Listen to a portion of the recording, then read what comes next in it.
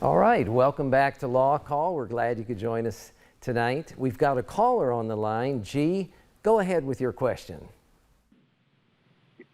Yes, thank you. I went to my doctor's office and I had high blood pressure, and they said, we want to put you on our special program. And the special program is you take your blood pressure twice a day, and they tell you what's going on, what's wrong, et cetera, et cetera. Well, my blood pressure went above 200 for 10 straight days, like it was 240 over 140. And I called them up. I said, I need somebody to figure this out. Something's going on. And they said, oh, don't worry about it. It's a little high. It's a little high. Well, the next day, my head felt like it was going to explode. I called them up. And they said, well, come in. I went in, and they said, have a seat. Somebody will be with you in a minute. Nobody came. I had to leave, go to the emergency room, and they said, oh, my God, they didn't take care of you? I said, no. So I ended up staying there, and they put me full of stuff. That's not the worst thing. So when I got over that, I still went through their program, and their program, every time I put it on, then it started saying, well, you have a heart condition also going on.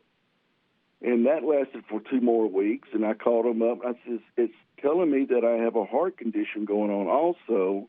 I need to be checked out. Well, let me look at it. And the guy looked at it. He goes, don't worry about it. It's not a big deal. There's nothing to worry about. A week later, I had a heart attack, nearly died. And I'm trying to figure out if these guys hold a responsibility for what went on, or what's the situation with that?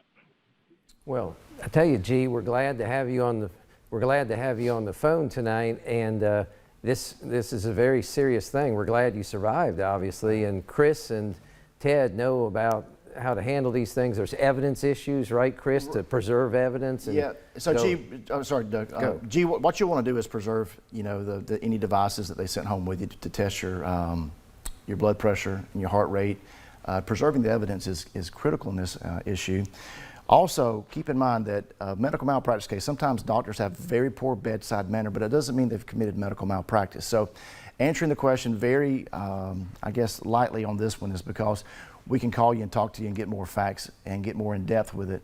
But it could be a complex case, or it could just be poor bedside manner and you don't have any long-term lasting effects from the heart attack, or you could, okay? So anyways, keep any medical devices that you have for evidentiary purposes. That will be telling later. But, we'll have to call you and speak to you off the camera and off the television to get more facts, because when you're dealing with a medical malpractice case, these things can go on for years and sometimes even, a few months, because what's happened from the medical provider is so atrocious that they want to resolve the case. So thank you for your question, and we'll get back with you to get more facts, and hopefully we can answer it off the camera and give you some direction.